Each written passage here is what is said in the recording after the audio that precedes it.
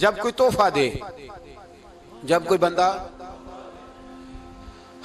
کچھ ہم اعتراضات کرتے ہیں، وہ اعتراض بڑے غلط ہیں کہ لوگ سوال کرتے ہیں، کہتے ہیں جی وہ مولوی صاحب کو 10 روپے دے آتا ہے تو وہ سپیکر میں کہتے ہیں اس کے بچے جیتے رہیں، فلاں ہو جائے فلاں ہو جائے۔ اتنی لمبی بات کیوں کرتے ہیں؟ بس نہ، اگر اعلان ہی کرنا ہے تو خالی کر دیں۔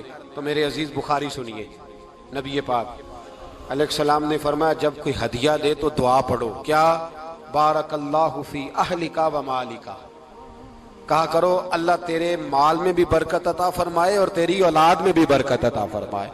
تو یہ دعائیں تو نبی پاک صلی اللہ علیہ وسلم نے سکھائیں، اور اگر اللہ خیر فرمائے کسی عالم نے کہہ دیا ہے تو آپ اس طرح کر کے اس کا غلط مفہوم نہ لیں۔ کسی قاری صاحب نے، اور قاری صاحب کو شوق کوئی نہیں ہوتا پیسے اکٹھے کرنے کا، وہ تو کمیٹی والے کہتے ہیں نہ اکٹھے کیے تو چھٹی کرا دینی ہے، اس لیے وہ اکٹھے کر لیتے ہیں بیچارے کئی دفعہ اسپیکر کھول کے۔ تو اب وہ جو سن رہا ہے اس کا بھی پریشر بڑا ہوا ہے، کہتا ہے ساؤنڈ نہیں دیتا پہ بہن۔ تو بارک اللہ فی اہلک و مالک، اللہ تیرے اہل میں بھی برکت کرے، اللہ تیرے مال میں بھی۔ یعنی جب بھی تمہیں کوئی ہدیہ دے تو اس کے مال کے لیے بھی دعا کرو اور اس کی اولاد کے لیے بھی دعا کرو، یہ حضور نے ہمیں سکھایا ہے۔ قرض ایک صحابی پہ بڑا چڑھ گیا تو حضرت عبداللہ ابن مسعود سے کہنے لگے قرضہ بڑا چڑھ گیا، فرمانے لگے تمہیں وہ دعا نہ سکھاؤں جو ہمیں نبی پاک نے سکھائی ہے؟ فرمایا اگر تمہارے اوپر پہاڑ کے برابر بھی قرضہ ہوگا تو اللہ تمہارے قرضے کا بندوبست فرما دے گا۔ پر مسئلہ یہ ہے دعائیں یاد کرنی پڑتی ہیں اور پڑھنی پڑتی ہیں، یاد کرنی پڑتی ہیں، اور ہم ہیں تعویذ پہ لگے ہوئے کہ کچھ لکھ کے دے دیں تاکہ باندھ لوں۔ دعا سکھائی نبی پاک نے، کیا فرمایا؟ اللہم اکفنی بحلالک عن حرامک واغننی بفضلک عمن سواک۔ فرمایا یہ دعا مانگا کرو، اے اللہ مجھے کفایت کرنے والا رزق عطا فرما اور مجھے حرام سے بچا، اور مجھے اپنے فضل کے ساتھ دوسروں سے بے نیاز کر دے۔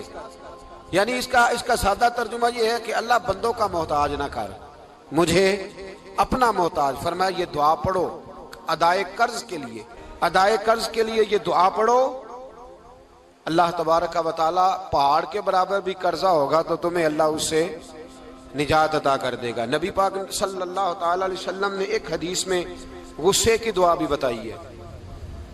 ویسے میرے خیال میں لوگوں کو غصہ نہیں آتا، آج کل غصہ نہیں آتا، لوگوں میں تکبر آ گیا ہے، اپنے سے چھوٹے پہ غصہ آتا ہے، اپنے سے تگڑے پہ کیوں نہیں آتا؟ جس آدمی نے گلی پہ خیرات مانگنے والے پہ غصہ کیا وہ ایس ایچ او صاحب پہ کیوں نہیں کرتا؟ غصہ تو غصہ ہے نا، سب پہ ہونا چاہیے، لیکن بڑا سمجھدار غصہ ہے۔ غریب آدمی کو دیکھ کے غصہ آتا ہے، امیر آتا ہے تو غصہ نکل جاتا ہے۔ تو میں تو کہتا ہوں لوگوں کو غصہ، اگر تجھے غصہ آتا ہے تو مار دیوار کے ساتھ ٹکر تیرے غصے کی سمجھ آئے۔ یہ کس قسم کا غصہ ہے جو غریب پہ ہی ہاتھ اٹھا رہا ہے؟ تو خدا را خیال فرمائے، غریبوں کے حق میں بڑا غصہ، مجبوروں کے حق میں بڑا غصہ، ماتحتوں پر۔ اور اگر چودھری صاحب آ جائیں تو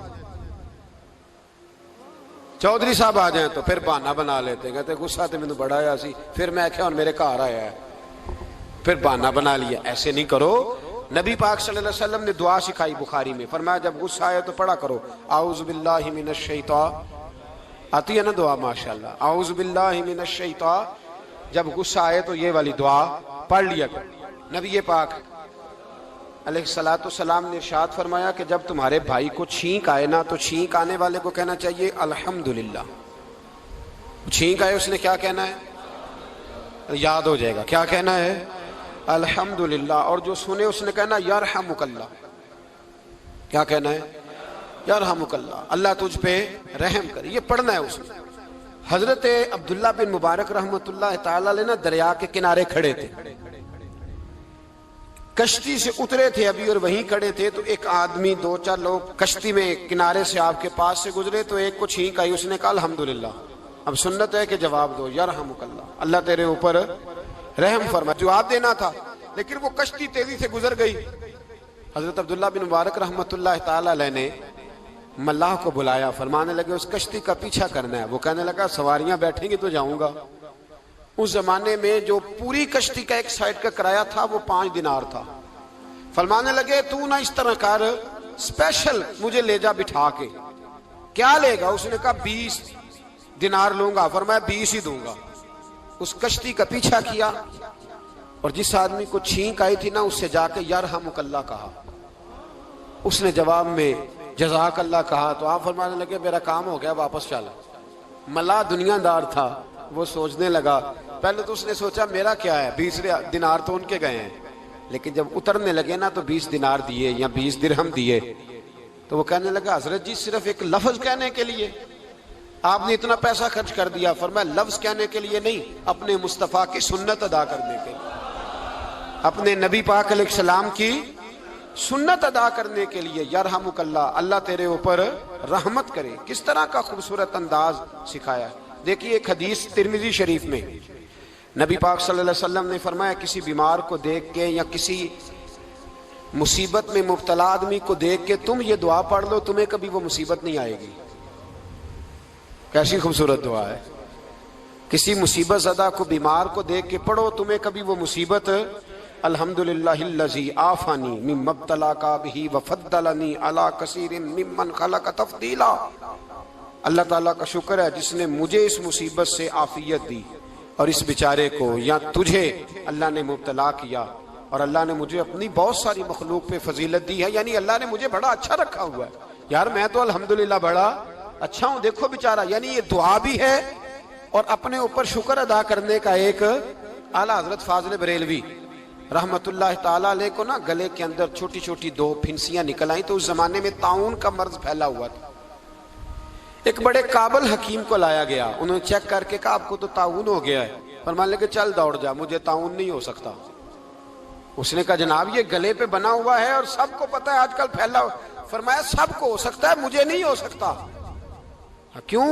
فرمانے لگے ایک بندے کو طاعون ہوا تھا تو میں نے اسے دیکھ کے وہ دعا پڑھ لی تھی جو نبی پاک نے بتائی ہے، لہذا حضور کا فرمان ہے تو مجھے ہر بیماری آ سکتی ہے پر یہ بیماری آ سکتی۔ وہ شخص کہنے لگا جی منہ میں بھی گلٹیاں چلی گئی ہیں، کھول نہیں رہا، کیا ہوگا؟ اعلیٰ حضرت نے کالی مرچ منگوائی، اسے پیس کے زبان کے نیچے رکھا تو ساری بیماری دور ہو گئی۔ فرمانے لگے بلاؤ نہ ذرا اس حکیم کو جو کہتا تھا طاعون ہو گیا ہے، وہ تو صحیح ہوتا ہی نہیں اتنی جلدی۔ فرمایا ہر چیز بدل سکتی ہے پر میرے نبی کا فرمان نہیں بدل سکتا، میرے رسول پاک علیہ السلام کا فرمان نہیں بدل سکتا۔ تو عزیز دوستو نبی پاک، اب بڑی خوبصورت بات آئی، ساری خوبصورت تھی، بڑی پیاری بات آئی۔ دنیا میں سب سے حسین چہرہ اللہ نے اپنے رسول کو عطا فرمایا ہے۔ نبی پاک کا چہرہ بھی حسین ہے، مکھ چند بدر شاہ شانی ہے، متھے چمک دی لاٹ نورانی ہے، کالی زلف تے اکھ مستانی ہے، مخمور اکھی ہے مد بھری۔ پیارا چہرہ ہے حضور کا، جتنا چہرہ پیارا تھا اتنے ہی حضور کے اخلاق بھی بڑے پیارے تھے۔ لیکن میرے نبی پاک علیہ السلام جب آئینہ دیکھتے، کیا دیکھتے؟ حضور جب آئینہ دیکھتے، ہمارے نوجوان بھی سارا دن آئینے کے آگے کھڑے رہتے، کبھی بال اس طرح کے بناتے ہیں کبھی اس طرح کے۔ تو میرا کئی دفعہ دل کرتا ہے کہ میں ان سے کہوں کہ تو آئینے کو کہہ رہا ہے جھوٹ بول، پر وہ کیسے بولے؟ تو کہہ رہا ہے آئینے کو کہ تو کیا سب سے پیارا تو ہی لگ رہا ہے، پر وہ کیسے بولے؟ اس نے تو سچ بتانا ہے۔ ان کو آئینہ جو دکھایا تو برا مان گئے۔ تو میرے عزیز یاد رکھیے گا نبی پاک صلی اللہ علیہ وسلم بھی آئینہ دیکھتے۔ آئینہ دیکھنا حضور کی سنت ہے، کوئی سنت سمجھ کے آئینہ دیکھے گا تو ایک دفعہ دیکھنے پر 100 شہیدوں کا ثواب ملے گا۔ لیکن نبی پاک صلی اللہ علیہ وسلم آئینہ دیکھتے کیا کہتے؟ اللہم انت حسنت خلقی فحسن خلوقی۔ یا اللہ، یہ دیکھیں حضور نے ہمیں سکھایا ہے، یا اللہ جس طرح تو نے میری صورت اچھی بنائی ہے میری سیرت بھی اچھی بنا دے۔ یہ ہمیں سکھانے کے لیے دعا، یا اللہ جس طرح صورت اچھی بنائی ہے، جس طرح تو کہتا ہے نا اس دفعہ اس وقت دیکھ لو کپڑوں پہ کوئی داغ نہیں، تو دعا کیا کر باطن کے بھی اللہ داغ دور فرما دے، یہ والا سارا معاملہ بھی ٹھیک ہو جائے۔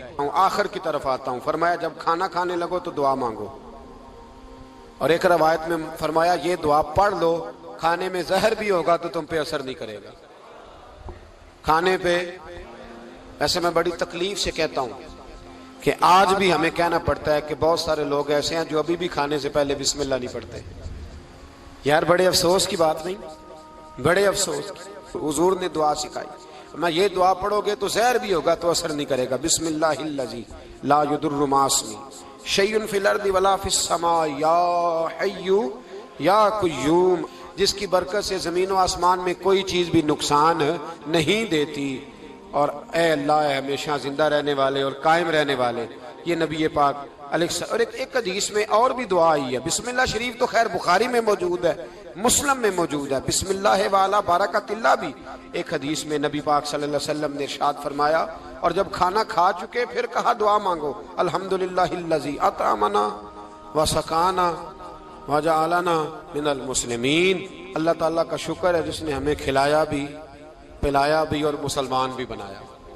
کھائی روٹی ہے اور شکر 3 نعمتوں کا ادا کیا. اس نے کھلایا بھی اور پلایا بھی اور مسلمان بھی بنایا.